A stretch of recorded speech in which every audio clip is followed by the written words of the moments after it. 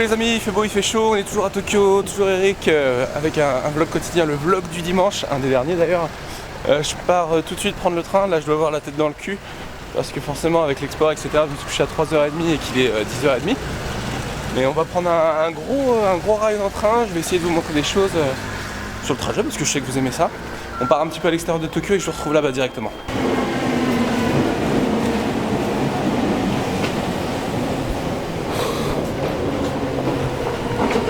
J'ai vraiment la tête dans le cul en fait, je me suis acheté une petite boisson de combini. Déjà j'ai oublié le 6D à la caisse, donc autant vous dire qu'à Paris, même si je l'ai oublié que 30 secondes, j'aurais pas été serein.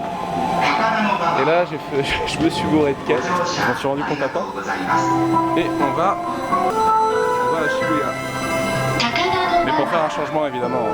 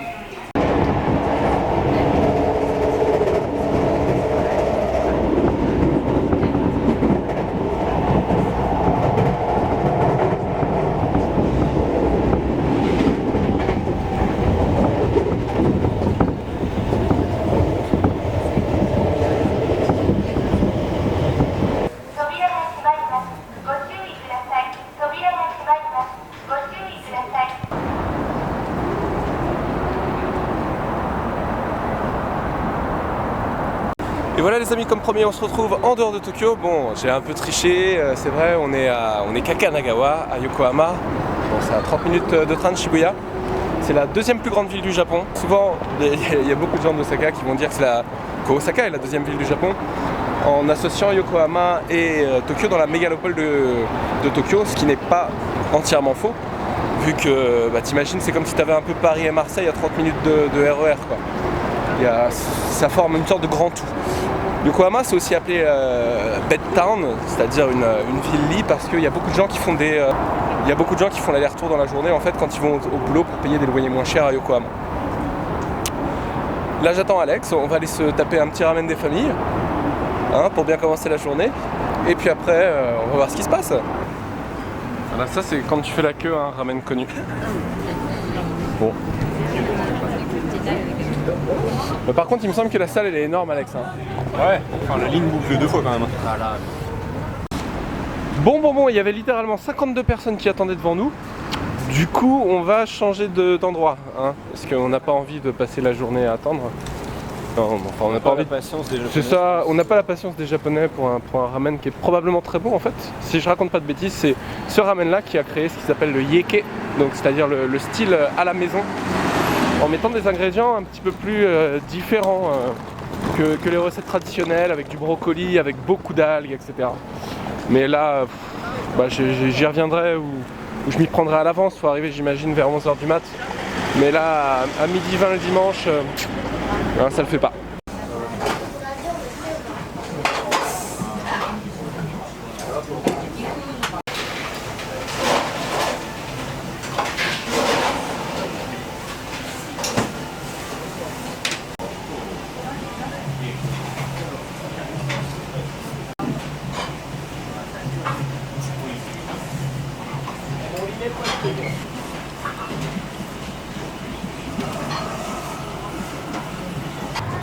Excellente Tsukemen ici, qui doivent se tirer la bourre avec le Marukawa, qui est juste à côté.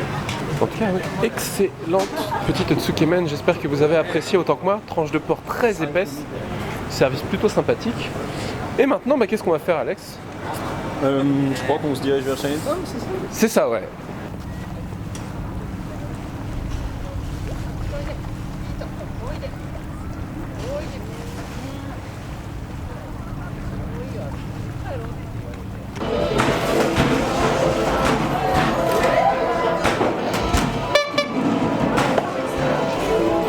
cette séquence vidéo, mes amis, n'est pas du tout innocente et on est même retourné en fait dans le Carnival Street avec Alex pour vous filmer ça. Et ça illustre bien en fait le système des règles au Japon. C'est-à-dire que le Japon est un pays de règles qu'il faut respecter. Mais une fois que cette règle est écrite, si tu as moyen de gratter d'une manière ou d'une autre, de contourner, tu es aussi autorisé en fait quoi. C'est-à-dire que là on te dit oui, il y a une barrière, tu dois mettre les balles dans ce panier, tu dois pas dépasser.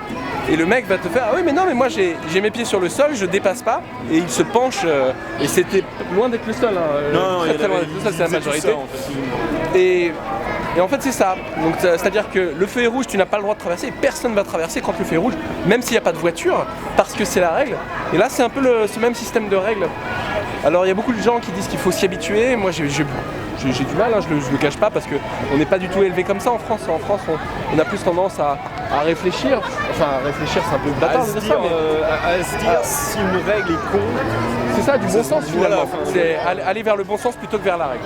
Voilà, c'était juste pour vous illustrer ça.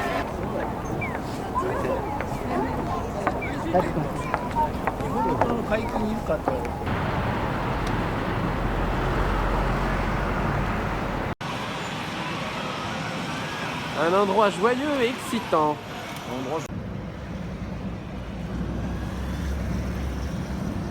Le stade de Yokohama à l'effigie avec le B des Bay Stars, l'équipe locale de baseball.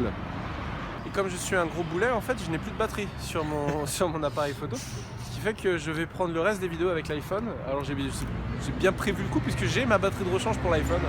Mais je n'ai ni mon chargeur ni batterie de rechange pour le 6D. Du coup désolé hein, pour la qualité.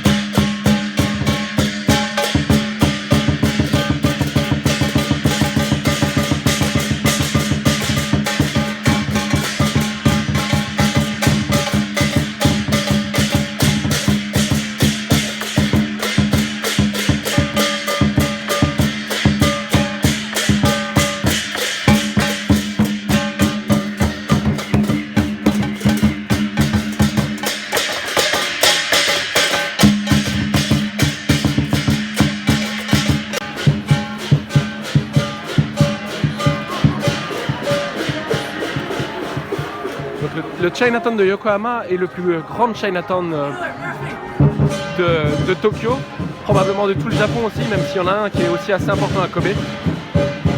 Aujourd'hui, jour de Nouvel An chinois, c'est forcément avec beaucoup d'ambiance que se passe la cérémonie de dragon, qui est magnifique. Une ambiance de folie, il y a vraiment énormément de monde. Et c'est super beau. Il y a le père d'Indiana Jones derrière moi, juste derrière moi. Vous voyez, Professeur Jones. Mais c'est ultra mignon. Ça rend forcément moins bien en vidéo. Je vous jure que ça surdéfonce. Putain, il y a une ambiance, mais le premier de l'an japonais est complètement enterré.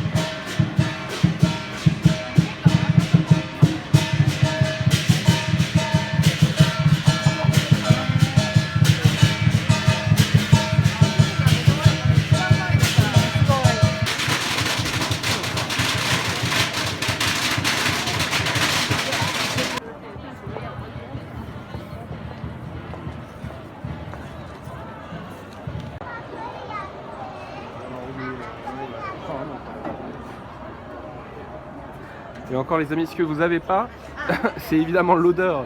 L'odeur de l'encens, tout à l'heure, l'odeur des pétards qui éclataient dans la rue. Vraiment un super event. Alors là, je suis vraiment très surpris, agréablement surpris à ne pas louper si un jour vous venez au Japon pendant le Nouvel An chinois. Clairement à ne pas louper.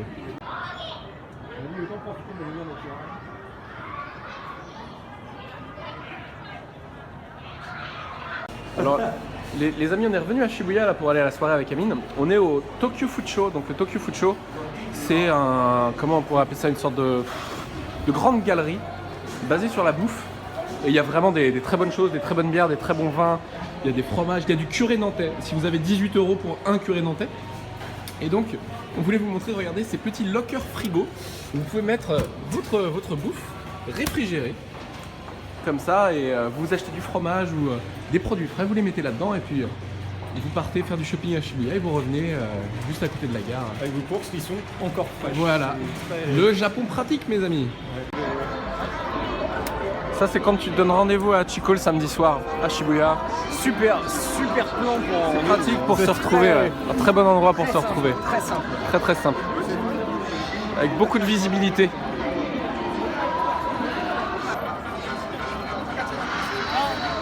C'est la grande passion des Japonais, ils passent tous leur temps le week-end à se déguiser en Pikachu. Waouh, je suis de retour à l'appart. Donc après le Pikachu à Shibuya, on a retrouvé le frère Amine, on a fait une énorme soirée dans un appart, c'était hyper cool. On était avec Alex aussi et on a fait les bons français à passer de la bonne musique française comme Zaz et PNL évidemment. Et donc là, je suis rentré, j'ai fait le montage de tout ce que vous avez vu avant. Ouais, désolé pour le son, la qualité un petit peu, et puis même le montage qui est un petit peu fait entre guillemets à l'arrache. J'avais filmé d'autres séquences un petit peu drôles, etc. Mais finalement, là, ça fait déjà 11 minutes 45, ce qui est beaucoup. J'ai pas le courage de faire trop de titres, de sous-titres, etc. Oh, désolé.